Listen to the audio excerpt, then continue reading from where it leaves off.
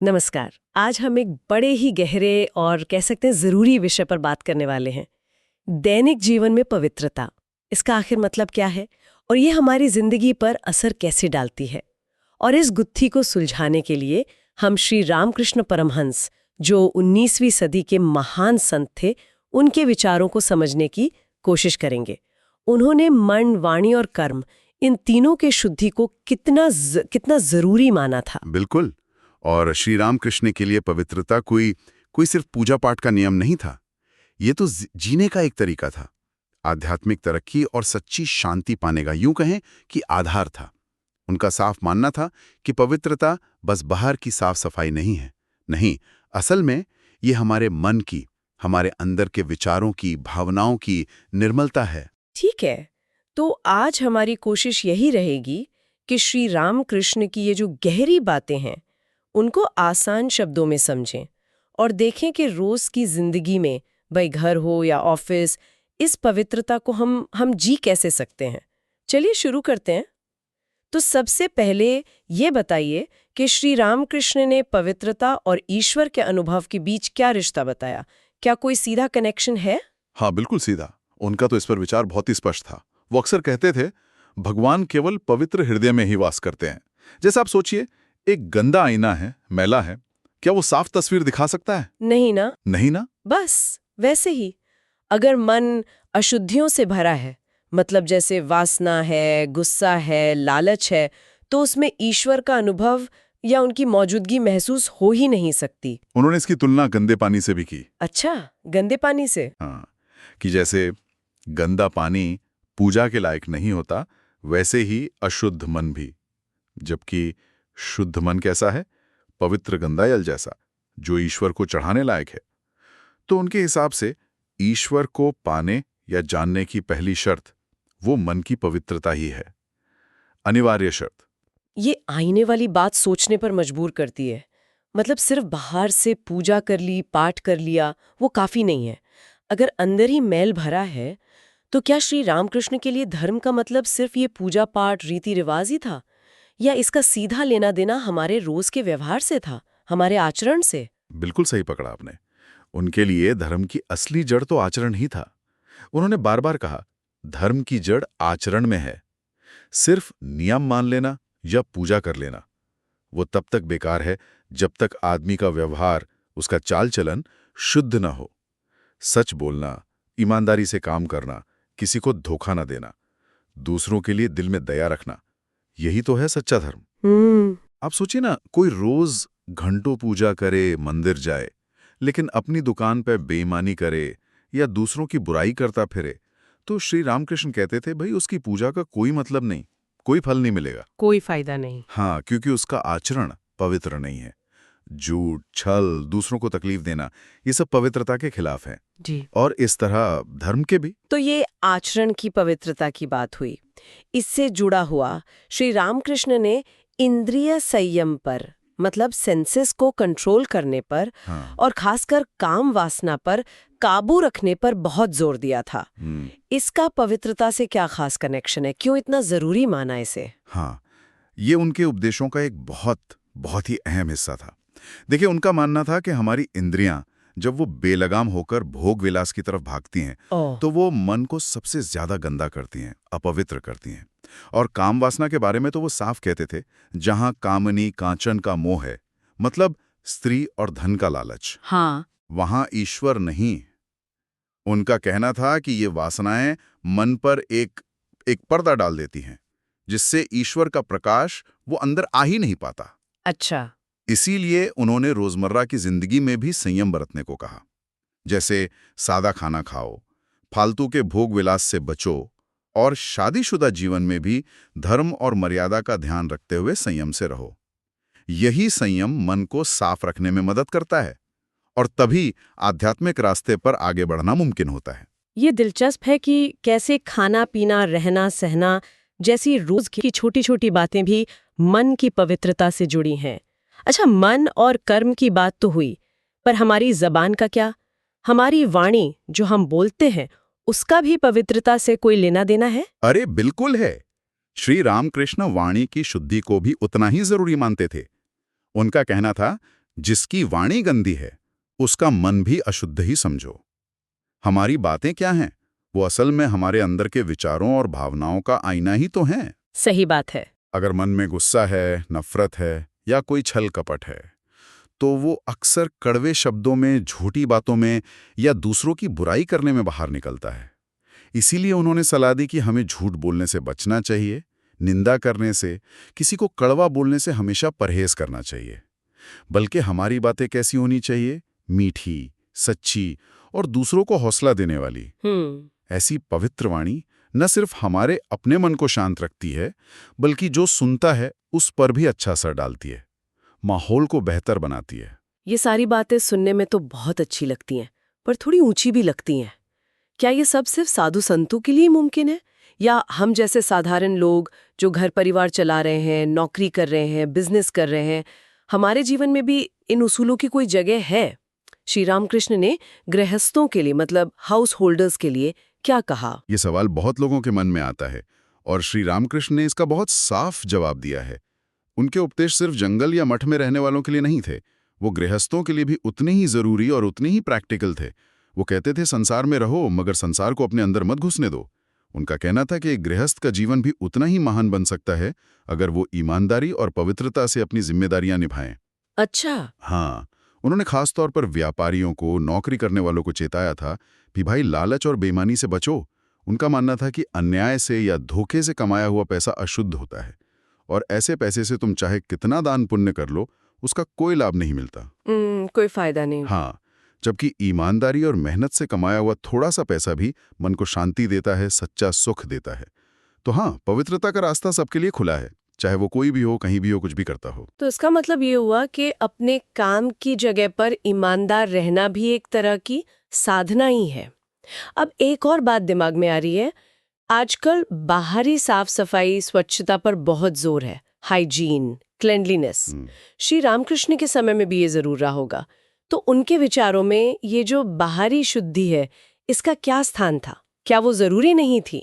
देखिए, श्री रामकृष्ण बाहरी स्वच्छता के महत्व को नकारते नहीं थे, वो जरूरी है, लेकिन यहाँ उनका नजरिया बहुत गहरा था।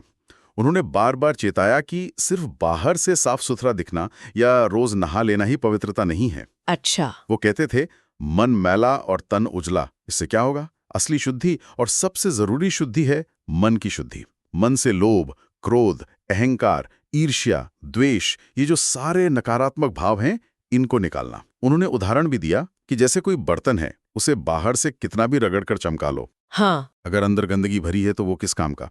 बिल्कुल उसी तरह अगर मन में बुरे विचार हैं, बुरी भावनाएं हैं, तो बाहर की साफ सफाई या दिखावे की पवित्रता का कोई आध्यात्मिक मूल्य नहीं है। असली चुनौती और असली काम वो मन को साफ करना है। मन की शुद्धि, ये वाकई सुनने में ही सबसे मुश्किल काम लगता है। अब जब मन की शुद्धि की बात चल ही रही है, तो अक्सर प्रेम की भी बात आती है। श्री रामकृष्ण के हिसाब से पवित्रता और सच्चे प्रेम में क्या रिश्ता है? क्या वाकई ऐसा है कि सिर्फ एक पवित्र दिल ही सच्चा प्रेम कर सकता है? हाँ, उनके लिए तो ये दोनों जुड़े हुए थे, इनको अलग नहीं किया जा सकता। श्री रामकृष्ण का साफ मानना था, जहां अशुद्धि है वहां सच्चा प्रेम हो ही नहीं सकता, वहां सिर्फ स्वार्थ होता है। जब हमारा मन वासना, लोभ या अहंकार जैसी मैल से भरा होता है, तो हमारे रिश्ते भी मतलब के होते हैं, लेन देन वाले। हाँ, मतलब के रिश्ते। हाँ, हम दूसरों से अपने फायदे के लिए जुड़ते हैं। लेकिन जब दिल साफ होता है, पवित्र होता है, निर्मल होता है, तभी उसमें वो निस्वार्थ, सच्चा वाला प्रेम, जिसे वो शुद्ध प्रेम कहते थे, वो पहला हो सकता है। और बात यही नहीं रुकती। एक पवित्र हृदय वाला इंसान ही सभी जीवों में, चाहे वो इंसान हो, जानवर हो, कोई भी हो, उसी एक ईश्वर का रूप देख पाता है। सब में ईश्वर को देखना। हाँ, और यही नज़र हमें सच्ची करुणा से, हमदर्दी से और सेवा के भाव से भर देती है। इसलिए पवित्रता ही सच्चे यूनिवर्सल प्रेम का आधार है, बुनियाद है। ये बहुत गहरी बात है कि प्रेम भी बिना पवित्रता के सिर्फ स्वार्थ है। अच्छा, अब जो लोग आध्यात्मिक रास्ते पर चलते हैं, ध्यान करते हैं, जप करते हैं, साधना करते हैं, उनके लिए पवित्रता क्यों इतनी जरूरी है? क्या बिना मन को शुद्ध किए साधना में सफलता मिल सकती है? श्री रामकृष्ण के अनुसार बिल्कुल नहीं। साधना की सफलता के लिए पवित्रता तो समझ लीजिए कि नींव है, फाउंडेशन है, जिसके बिना इमारत खड़ी ही नहीं हो सकती। वो कहते थे, अगर मन पवित्र हो तो ईश्वर का एक नाम लेने से ही काम बन जाता है। बस एक नाम से। हाँ, मतलब अगर मन साफ है जी। तो थोड़ी सी भी साधना, थोड़ा सा भी ध्यान, या जब फौरन असर दिखाता है, मन ईश्वर में टिकने लगता है।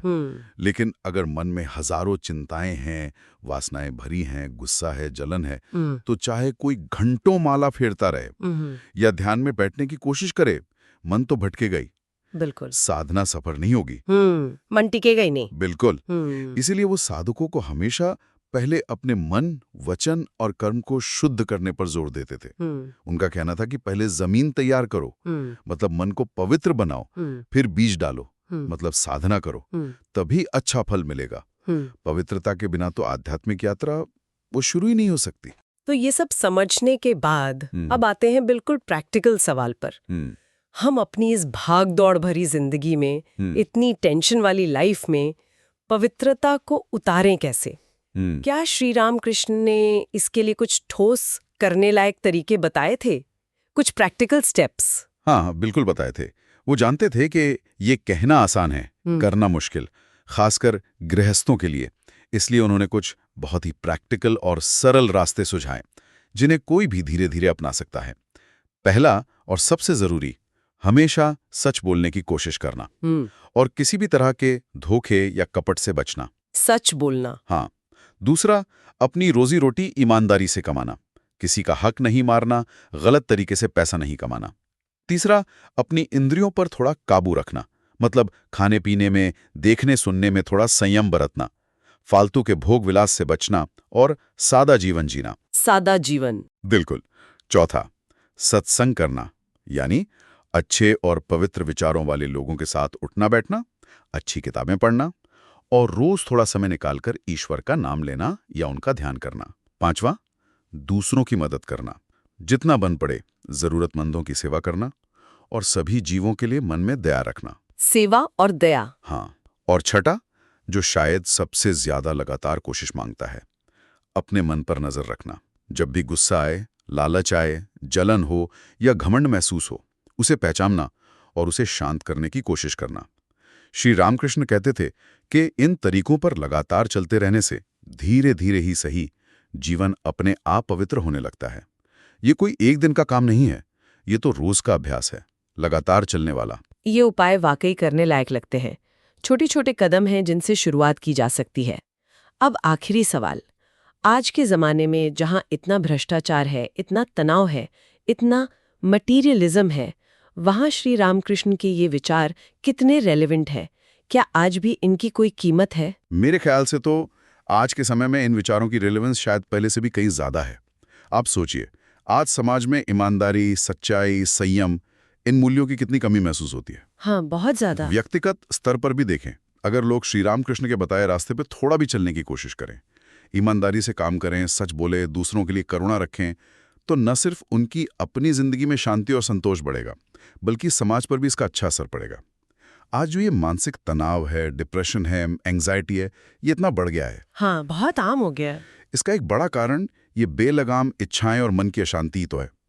तो संयम, सादगी और मन की शुद्धि का अभ्यास, ये इन समस्याओं से लड़ने में बहुत मददगार हो सकता है।